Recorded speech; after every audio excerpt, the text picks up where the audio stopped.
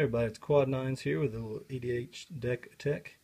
And if you ever had an older brother or sister and you ever played that game, Stop Hitting Yourself, well, if you ever wanted to turn the tables and do that to somebody else, without the authorities getting involved, maybe this deck is for you.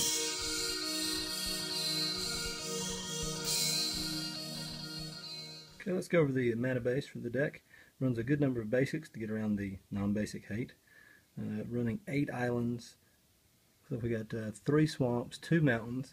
We've got a bunch of lands that just tap for one color, but they serve different purposes. We've got Halimar Depths, Bajuka Bog to fight off the Reanimator strategies. And we've got all 3 of the artifact lands in the colors, which you can get with Trinket Mage, Tezzeret the Seeker, and it just helps on the artifact count, which is pretty relevant in this deck. As far as the other lands, we've got Necropolis and Command Tower to do any color you need. Academy Runes to go get one of the 30-something artifacts. Vesuva, could copy your own stuff, might copy theirs, just good value. Nekusar, because you want your opponent's drawing cards, it's one of your win conditions. Phyrexia's Core helps you, this deck plays Spine, so Phyrexia's Core and Buried Rune can both help either destroy or get back artifacts. And what has turned to be a house for the deck is Glacial Chasm. Some decks just don't have a way to beat it, and it'll give you just enough time to go off. So, and then of course we've got the full set of 9 dual colored lands. We've got the 3 filter lands, the 3 buddy lands, and the 3 shocks. So overall the deck's mana is pretty easy. It is mostly a blue deck, but the other colors are pretty easy to get. Alright, I'm here with Brian Guess, level 2 judge and local singles dealer here in Tuscaloosa, when I occasionally get to play, I play. So Brian, what caused you to come up with this deck? Well, the deck started out originally as Nen the Paint Artist, and it still had a very similar theme of the, I'm going to let you draw a bunch of cards, but you're going to pay for it. Because of it being just a red-blue deck, we had to run a lot more artifacts back then, so it was almost a Tezzerator deck. There were a lot more creatures in it back then, and also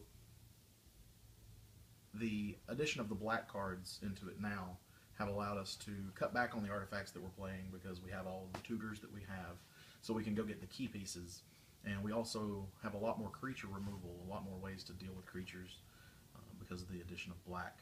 And black has kind of, as you can see, pushed red almost completely out of the deck as far as the main deck goes.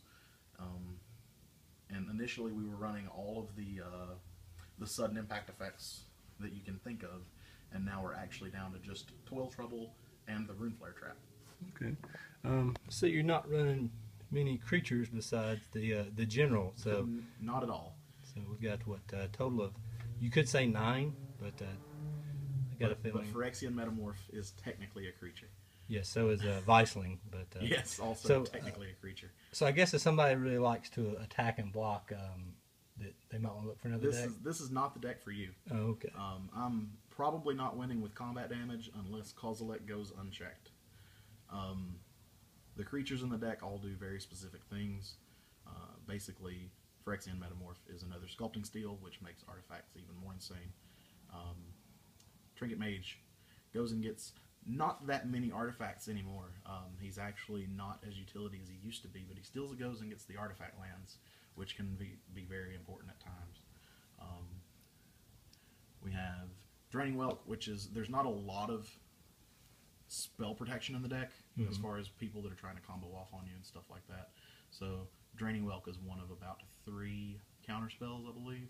Counting Venser? If you count, not counting Venser actually. So, okay. So Venser, Time Stop, Spell Crumple, Draining Welk. Viceling goes along with the deck, does what the deck wants to do. Solemn. In case you haven't seen that, it was in the Commander. This is just the much more pimp version. So you can see it. It's basically Black Vice on a creature. It's actually Iron Maiden on a creature. Iron Maiden, that's right. Yes, because it doesn't target a player; it hits all opponents. Opponents, which is good for you. Very good, very good. And then, of course, the perennial all-star in Commander, Solemn Simulacrum. Like, if you're playing multicolor, you gotta play that guy. Yeah, all the value. And then Memnarch, who I kind of steered away from for a while, just because he has a bad reputation. Mm-hmm. And I don't want to make this deck to the point that people don't want to play against it casually. But then I realized the fun interaction of Memnarch and the Abyss. So what was the interaction with the Abyss and Memnarch you were talking about? Okay, so it may seem kind of bad because I'm playing so few creatures that I'm worried about the Abyss hurting me.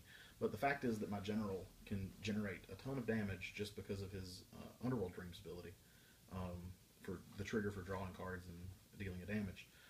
So the Abyss eating my general is a bad thing. So Memnarch can turn my general into an artifact, and all of a sudden the Abyss can't eat my general.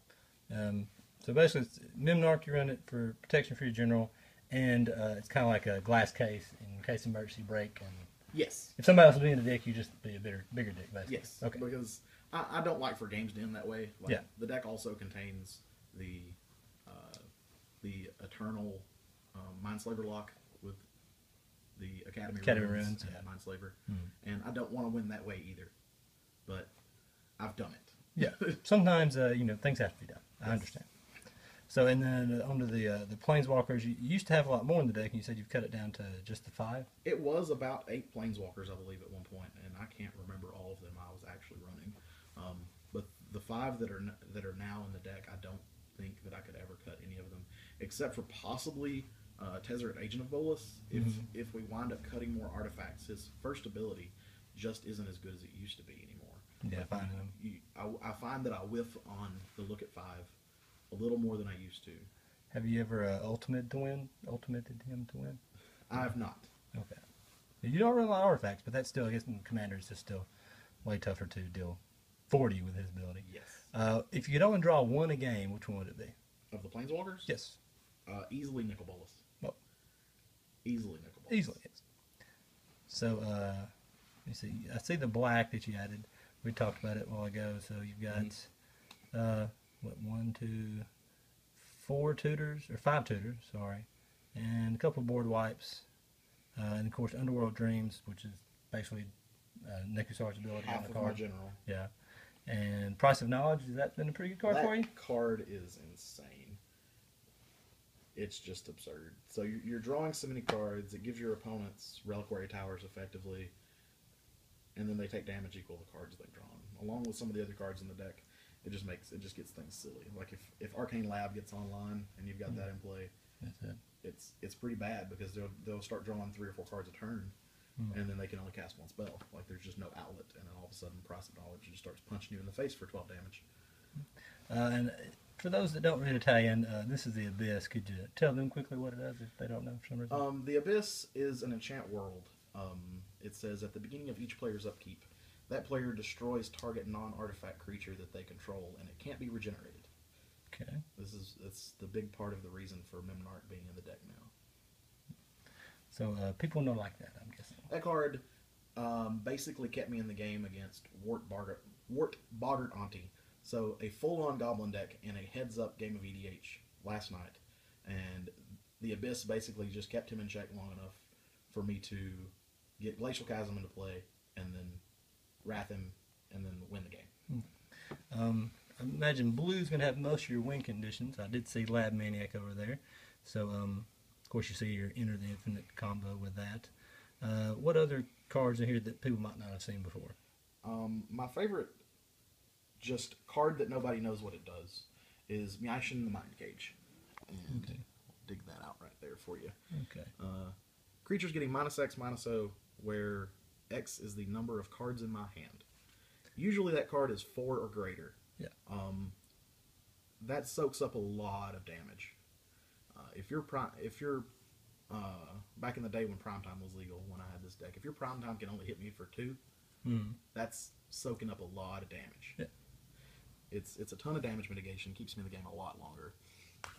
It's usually if I'm trying to stay in the game and I have a tutor that only gets a card, I'm probably going to get Meishin. Okay. And then over here, of course, I see you mentioned Time Stop as a counter. Of course, everybody knows what Omniscience does. And I see the Arcane Laboratory you're talking about and the Forced Fruition. Of course, Arcane Laboratory, make it separate here. It says players can only cast, basically can only cast one spell per turn. So that can be a big hindrance, especially on combo decks, I'm sure. Yes, absolutely. And my favorite card to go along with that is this one here, Forced Fruition, which is you're going to cast one spell a turn, but you're going to draw 7 more cards. Which for you means 7 to 14 to 21 damage. Or more, yes. Okay. So, yep, seems like you're acting like you're not doing anything, and then all of a sudden... I'm doing everything. Yes, doing all the things. We talked about the artifacts already. One thing real quick before we move over there. Sure. It's a good segue to the artifacts. Sure. Transmute Artifact is one of my favorite cards in the deck because it can turn a lowly Soul Ring into a Spine of Isha, and then I don't have to pay the mana, and then the spine comes back to my hand.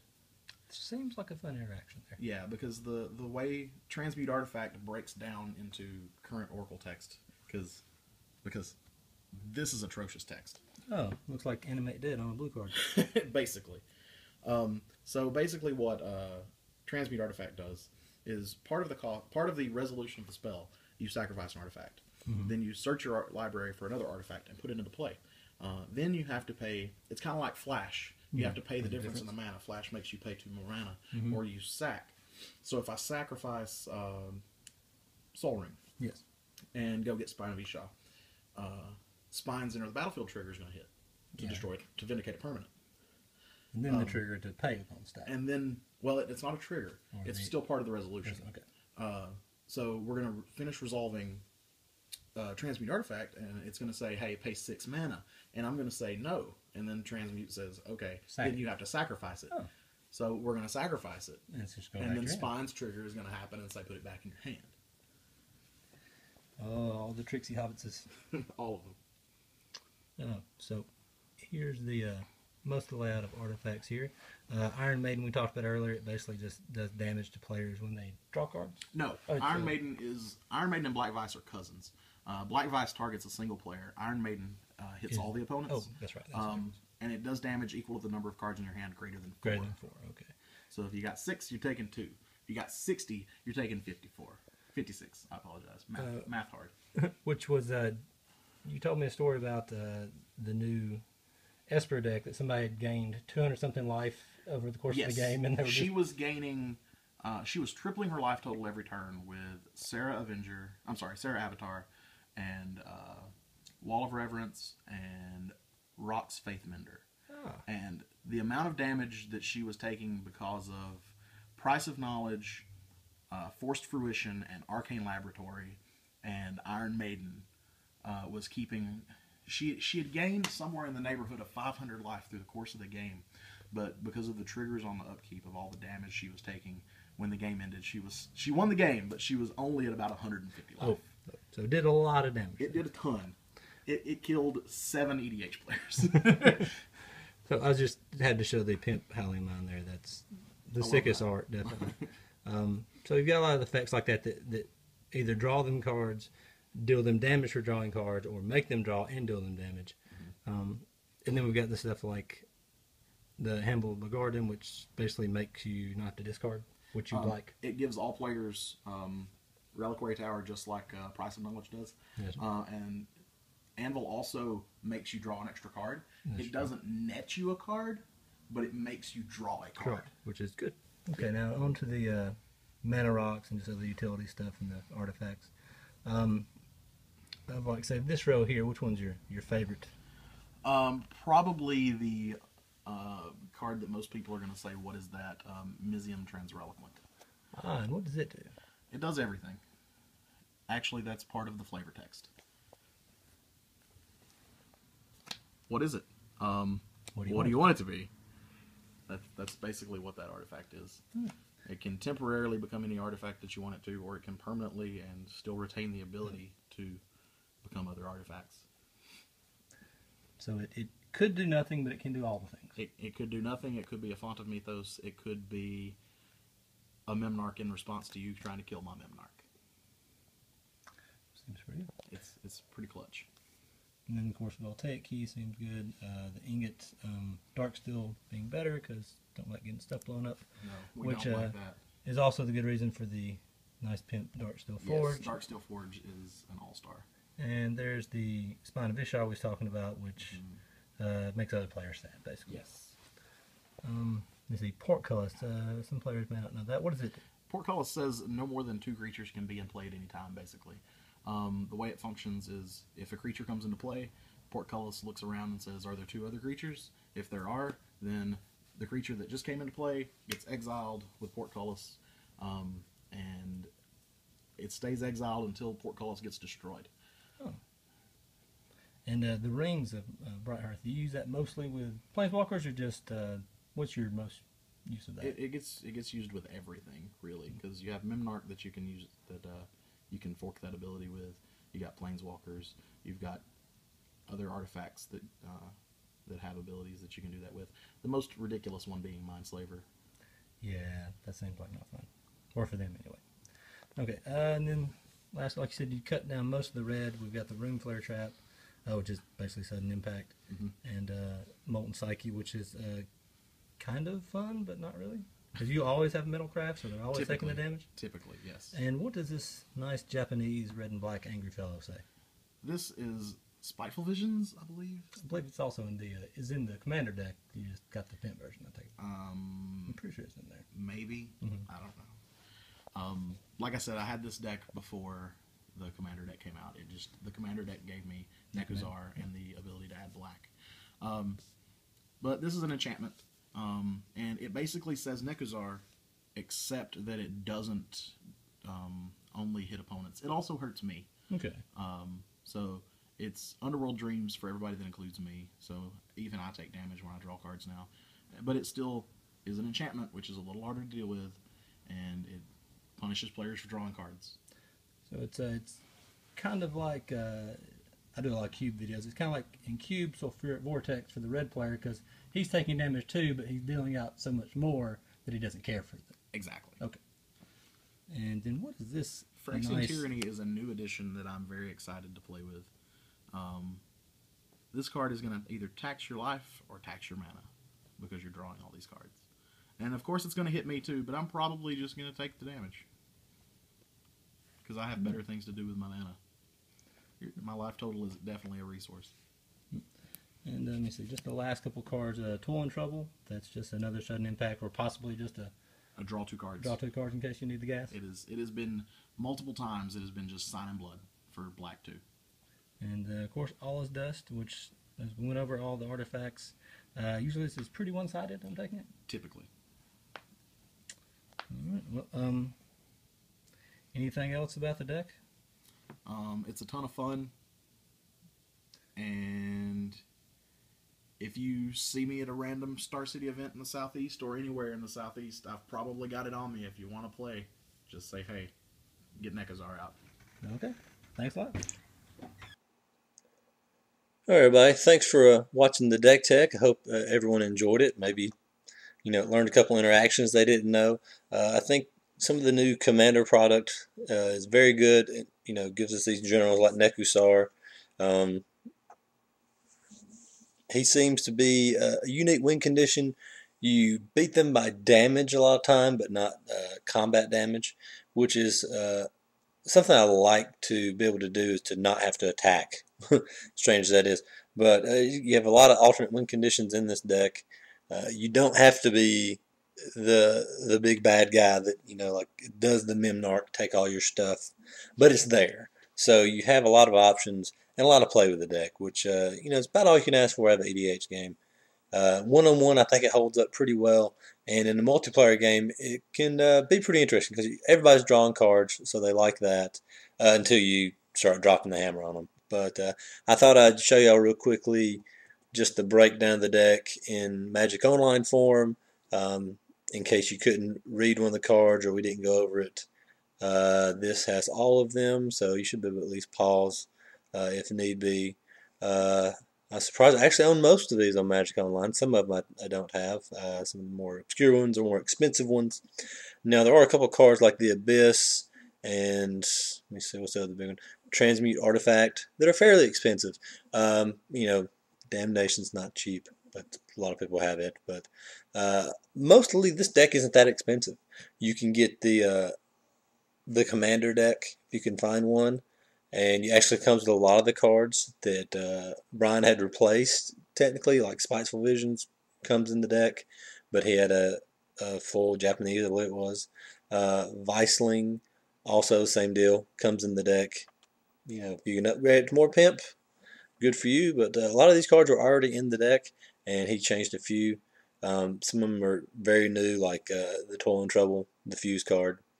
Some of them are older, like Anvil Garden. But altogether, not an expensive deck, save 2 or 3 key cards. But if you get a chance, try it out and let me know what you think. And also, if you could, let me know what you think about the format of kind of interviewing the person whose deck it is. Sorry for some of the camera work. Didn't have the best setup on that. But nevertheless, hope everybody enjoyed it. Thanks.